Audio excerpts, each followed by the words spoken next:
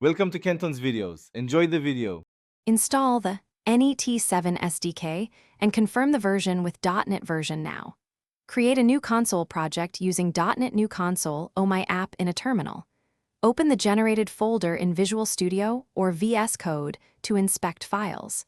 Ensure you set the build configuration to release before publishing. Edit program.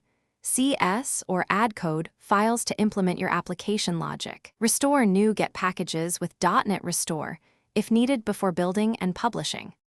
Build your application in release mode and publish with a runtime identifier.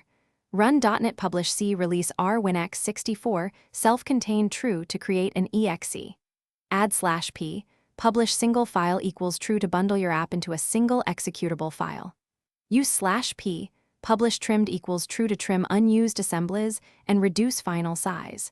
Specify an output folder with /publish for easy access to artifacts. Test the generated exe on a matching Windows machine. For production, sign your exe with a code signing certificate using Sign Tool for trust.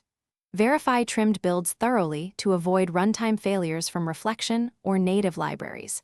Include a runtime identifier for each target platform you plan to support.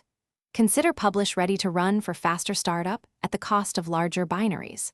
Bundle prerequisites like VC++ redistributables or NET runtime when not self-contained. Create an installer within No Setup or MSI to provide a professional installation experience for users.